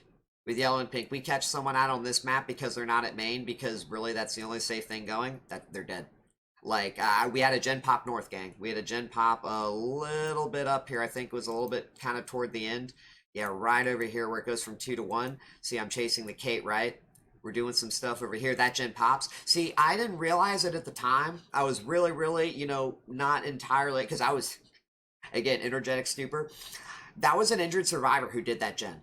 Since we were preoccupied with the Obsession Kate, who was healthy, and everyone else is injured, I should have, especially with this build, this was a misplay on my part, I should have just forsaken this hook.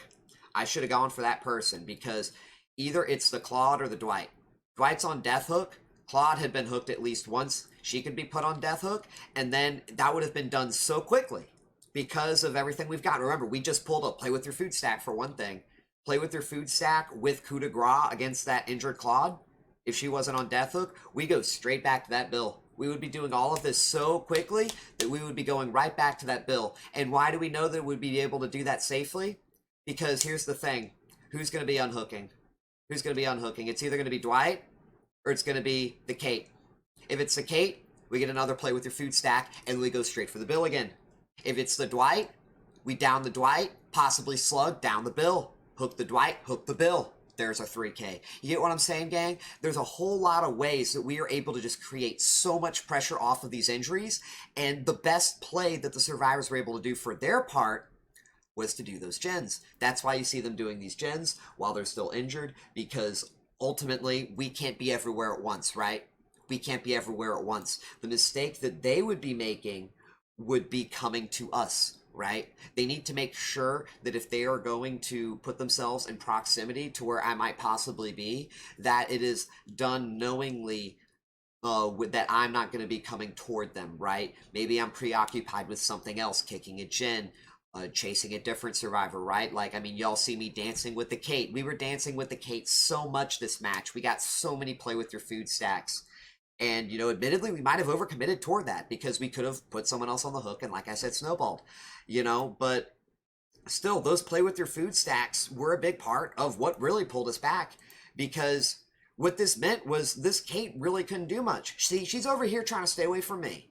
She wants to get that bill. She's the only one healthy, and she knows she's the only one that has a chance. But every single time that she puts herself in chase with me without actually committing toward anything, she is giving me free momentum. She is giving me free momentum to kill her teammates. Every single time. All I got to do is look at her off cooldown and start that chase mechanically. I don't even have to chase her. I just have to let the game say that I'm chasing her. That's a big part, gang.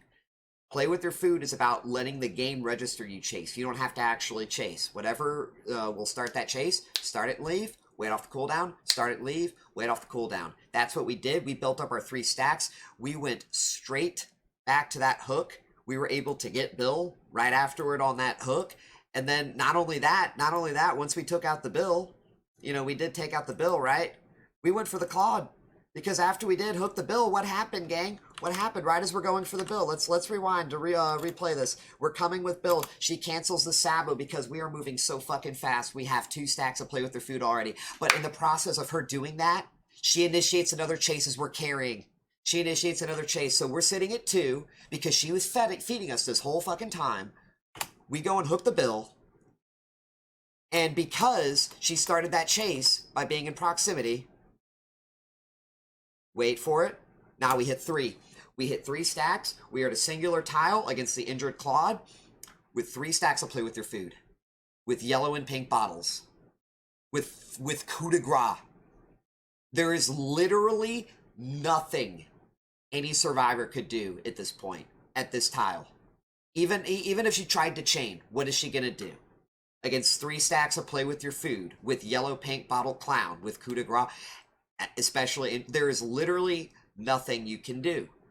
And even if we didn't have to play with your food stack, sure, she probably, there would be absolutely nothing she could do with the singular tile, right? But it's just the metrics of how everything line up to ensure that she gets taken down here, assuredly, and then we, if anything, can go off of that. You know, what happens, for example, gang, if Dwight was nearby here too? It doesn't matter that he's healthy. What if he was just still here? Because we know he's on death hook. And we have all of this crazy pressure and momentum. We have 3 stacks of play with your food. We have 4 stacks of coup de grace. We have 8 stacks of say the best for last. I could slug the Claude. I could go for Dwight. I could hit the Dwight. Recover instantly with my bottles. I could hit him again. I could slug the Dwight over there. Cross back to the map. Reslug the Claude.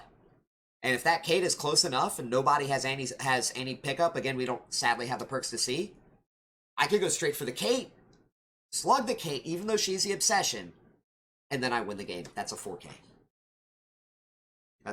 So this build really excels when you are pulling survivors to you, and or when you are dealing with a large group of survivors all at once.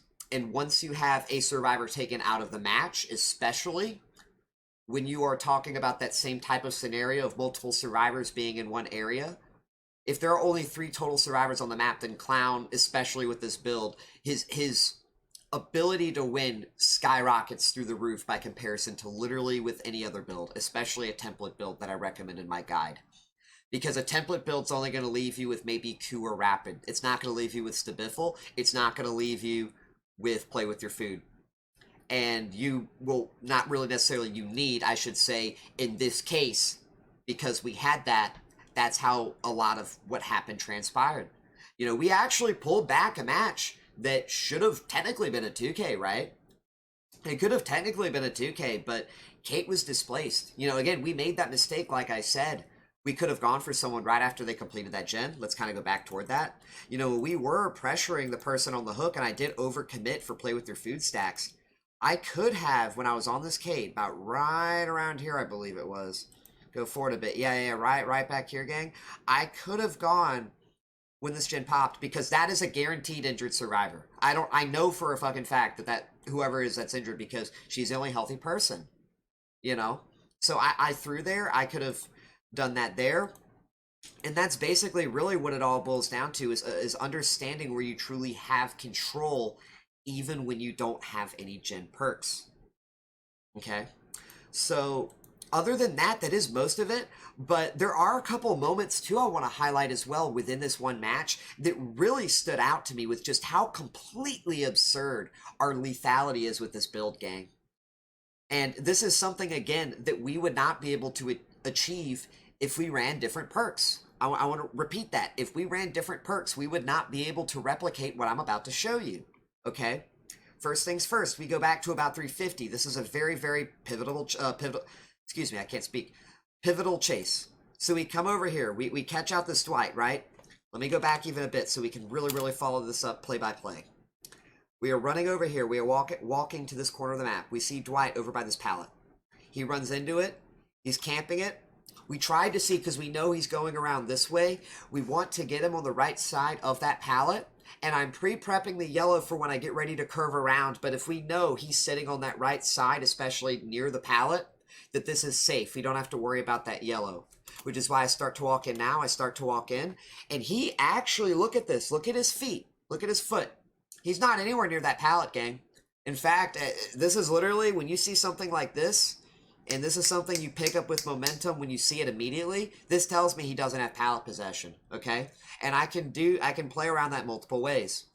Because even though I'm walking away from the pallet, notice I'm walking away from the pallet, even though I just said he's conceding pallet possession. I know he's still going to play this pallet because he doesn't have anything else nearby. So if we know he's going to play the pallet, and we know he's conceding it, in order to play around any possibility that we somehow would miss and assure that we do hit, I throw the pink.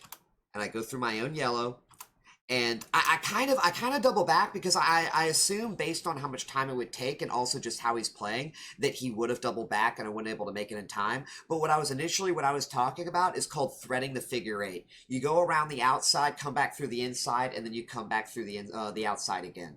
Okay, but instead we double back. He's not able to get to possession in time because we did double back early enough in this chase. He does not make it back in time, which means that we are able to push him through our pink with our yellow. Again, this is not relevant after we hit him, right? That is kind of why we stall it out. We stall it out because when I do hit him, I want to see if I can kind of push him into this corner. Notice how I wait when I could have swung immediately. Look what's in front of us right now.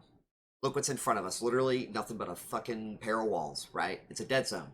So we hit him right here, and now he has to change directions. He's going this, gotta go this, goes in the opposite direction. That's efficiency. That literally saves us time. Okay, gang? That's basically free distance for us. We get the hit, we recover instantly. Look at how much time we recover. Look at where he is. Now, he is still moving. I was afraid that he would, for one thing, not have gone outside the walls, right? For one thing, I assumed he would have gone inside the walls, because if he did, I mean, a pink wouldn't have worked here. Why do I have out a yellow? Some people might be wondering, why do I have a yellow and not a pink? Because I didn't expect him to go on the outside edges of the tree, like basically take, this is extremely inefficient, gang, because the way you would play this from this angle is you go inside, vault the window, go all the way through, to force me to come around from this side, because then I'd have to come all the way back around to set up on the pallet from the inside to trap you in the corner of the walls. But since he goes this way, you're going to see something completely different happen. You're going to see how much easier it is for me to come through, okay?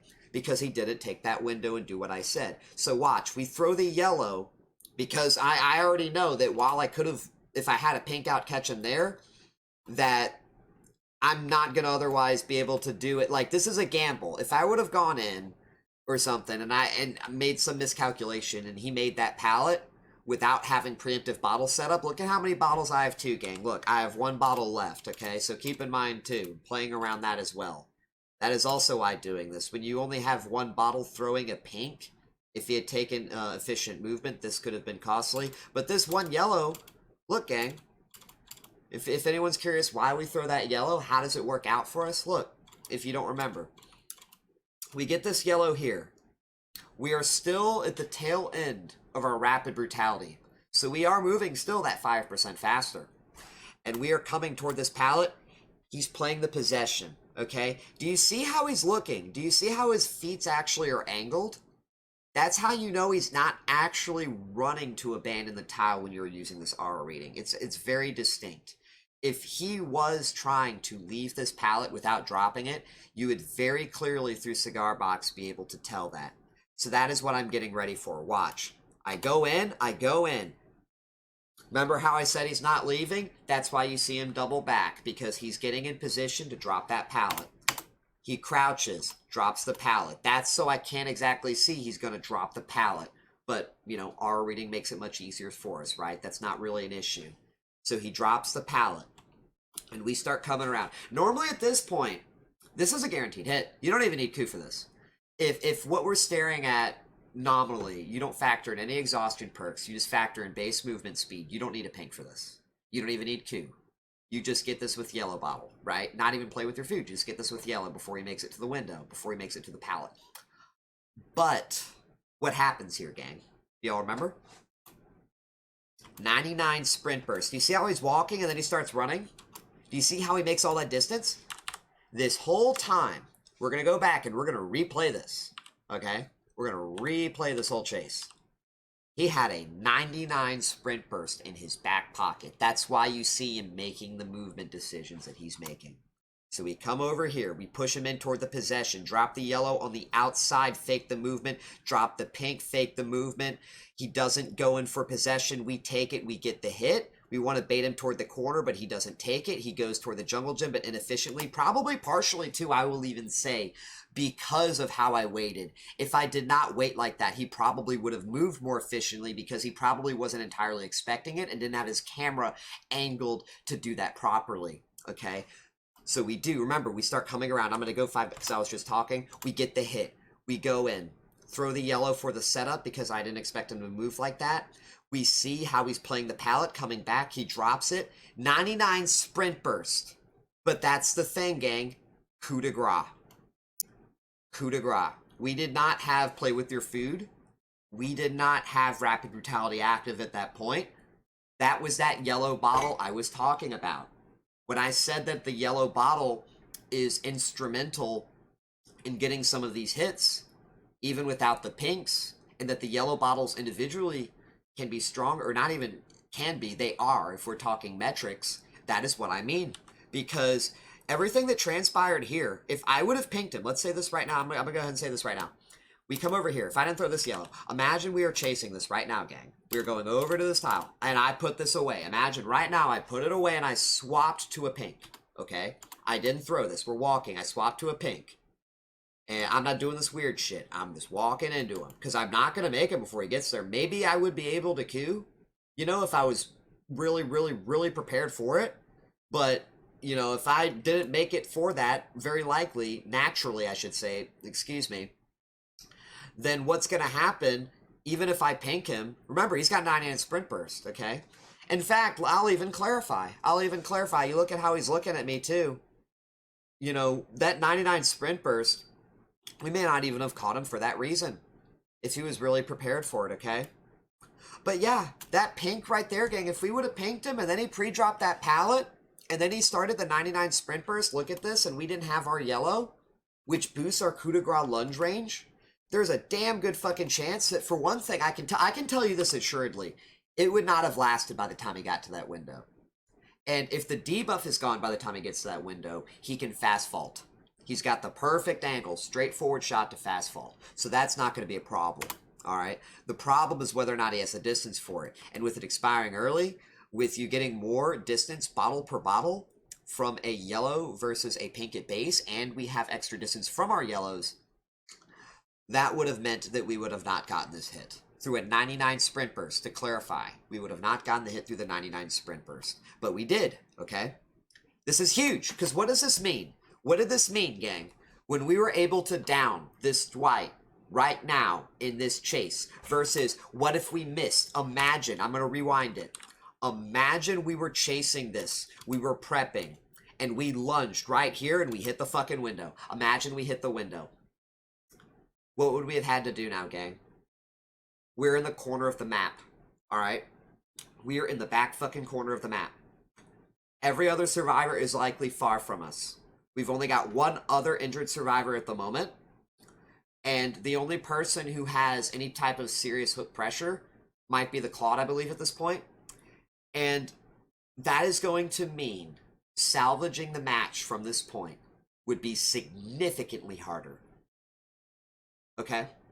So that's why you're going to see the lethality from these perks and from the build and from the placement of the yellow, like I said, yellow versus the pink, how that really matters. Because so let's kind of fast forward a bit. Let's kind of put into perspective what I mean. We get this down here. We pick up, all right? We go all the way over here to this hook. We put them on this hook. Is this first hook or is it second, gang? It's second hook. All right. Now, this is a big deal because remember when we hooked Bill? We don't have the information for this to say assuredly.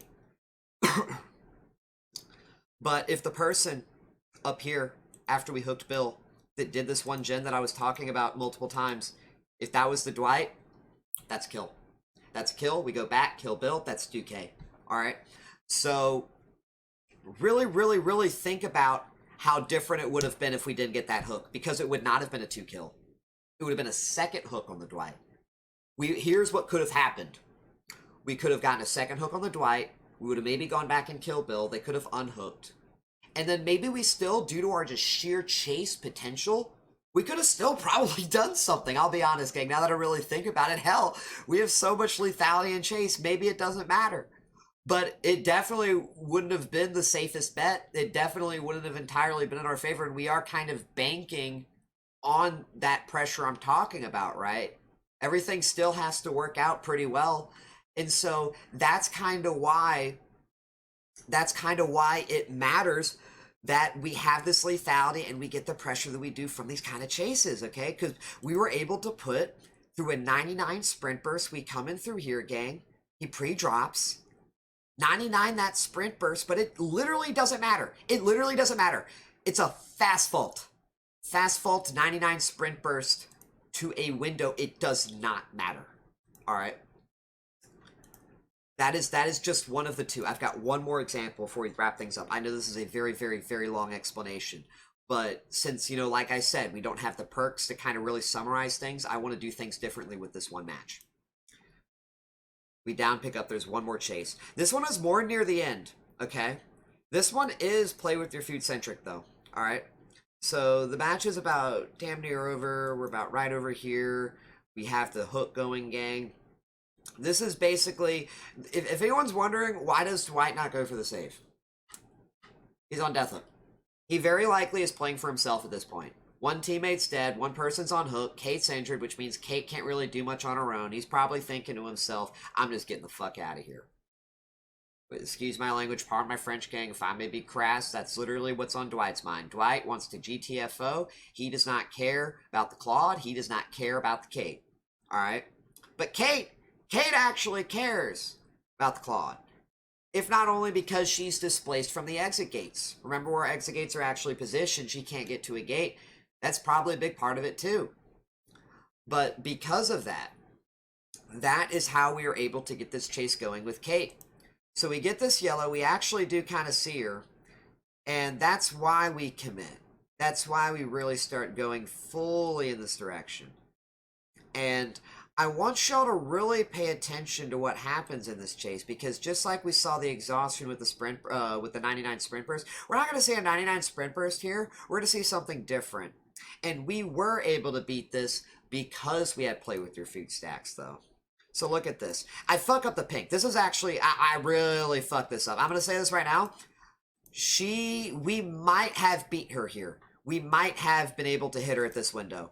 If this pink was here, she might have gone for window. It would have been a forced medium vault, and we would have probably hit her here with coup.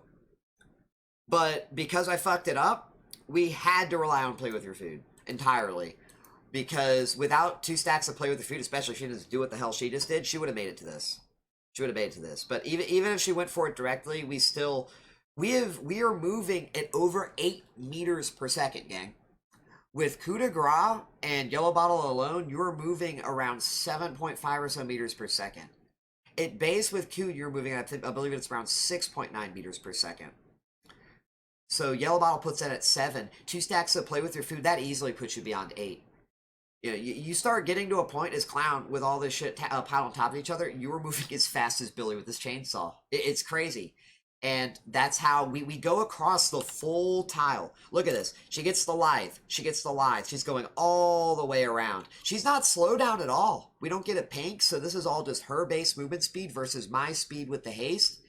And we go from the lunge. We lunge right at this corner. Look at when we actually start the lunge. Right at the tail end. We're not even at the corner yet. Holy shit. We are literally not even at the corner. We throw the pink. Really, frame by frame. We are literally right here. Notice how you don't see the weapon? Oh, no, it's about right here. Excuse me. It's right as we cross the corner. The weapon went into the wall. We start right here. We are able to, in a single lunge, cross the entire tile because of play with your food in 2 stacks. That is what this build enables you to do. If we had just coup de grace and Rapid Brutality, did we have Rapid Brutality active for that, gang? No, we did not. Rapid Brutality had already expired, which meant the actual lunge itself here would literally have not been possible without play with your food. Play with your food and coup de grace. But not even so much that, gang. Look at when the, no, she was already injured, never mind. I was going to say recovery take place on the save the best for last. But yeah, 2 instances in a single match, where we powered through the exhaustion perk. We just brute forced it. We pretended it didn't exist. You know? And it just really makes me sad. I just wish that we were able to get the pink off. If the pink, because my intention with this pink, we threw the yellow. My intention with this pink, pay attention. We get the yellow here. I do what's called springboarding. Springboarding is when I take a yellow that's slightly positioned in a different tile, and I play onto another tile entirely with it without so many T's. I play off of that next tile without using another yellow bottle. So I go from yellow on this one, I go to the next one. Without throwing another yellow, I just place the pink. That's what I tried to do. Get the springboard yellow, throw the pink. But the pink got caught on the wall. I fucked it up. I didn't angle it high enough. But still, without it, you know, I tried to set this up here too, by the way, to see if I could catch her early here, but I wasn't fast enough.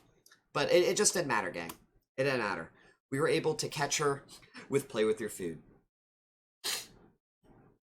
And yeah, after that, you know, that was the 3K by slugging her. We did come back here. Excuse me, my nose is itching me. We come back here, and we waited out the Claude. I did want to make sure that the Claude did die on hook. I didn't want to risk Dwight actually being a hero, you know. So we take out the Claude. We go back. We confirm the cape. And that was pretty much the game. You know, this was, again, a very close game. We only just got all of our kills right as the match was ending. You know, just like in the match I showed y'all beforehand. And that's kind of what this build enables you to do. This build doesn't make you focus as much on the gen counter, gang. You know, I kind of emphasized on that earlier. When you run a conventional standard template style build, you are looking more gen speeds and gen style things because you don't have a whole lot as much going for you in chase. Like, coup is very strong. My template builds do have coup. Rapid is strong, and Stabiffle would be strong, but, you know, you don't have to play with your food counter for Stabiffle to protect it, you know, and that can really punish you, especially if you have aggressive obsessions. It's one of the things I talked about in my guide, why I didn't really run Stabiffle so much, even as a flex perk, because I didn't want to risk that problem. But you don't have that here, because if the obsession shows up, play with your food means you're just going to, like I said, you're going to kill their whole team. And, yeah, that just about, for the most part, I would say, wraps up everything I wanted to talk about here with this match as well. And I would say just about with the whole video. You know, I really, really am passionate about this match. Excuse me, about this build, I should say. I really, really late at night filming this game, so excuse me. I'm really passionate about this build, and the idea behind it, breaking this mold and going beyond focusing on having to be super efficient in macro, having to tunnel and camp very, very judiciously, and even relentlessly in a lot of situations, feeling that you just can't counter certain tiles and maps because you just lack the innate metrical ability. Your character's not built for it. This hasn't leaving me feeling like that. You know, I feel like I'm in a lot more control in chases and at different stages of the game, and I'm really, really passionate about being able to bring that to everybody else as a result of that game. You know, the game has been more fun with me ever since I started running this build, and so I'm probably going to be running it regularly as a result of that. I'm not going to be going back to my template builds. I'm still going to put work on them. I think the template builds, and this is something that has been relayed to me by other people, is that they're very consistent and that they work out for them when it comes to actually getting, if we're talking about the objective outcome in the end, performing well, getting 3 kills, they say that it works out better for them. And so we're going to keep trying to help people for that reason in that area of playing clown and doing well. Because this build, gang, is not for the faint of heart. It is not for the inexperienced.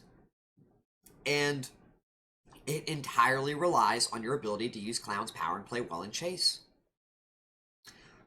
But other than that, gang, I really hope everybody enjoyed. This is about the end of everything here.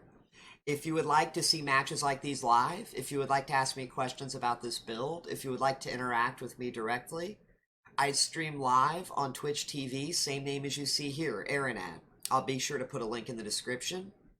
If you would like to read more about how to play Clown like I do, well, it turns out I have a very extensive Clown guide, of which this chapter here, excuse me, a lot of what you see in this video is going to be incorporated in a chapter. And you'll be able to read on it, as well as get a link to this video as well. It's going to be incorporated into that. And I've got a lot of textual descriptions to really break down how it is that things work if the way that I described it in the video just wasn't enough for you. But without digressing any further, I hope all of y'all enjoyed this video. I'm very passionate and I strive to do what I can to teach others. But I hope y'all take care. Y'all have a nice day. And I'll see y'all next time. Later, everybody. Guys, I'll acknowledge this chakra of yours. I, Madra, declare that you are the strongest of them all.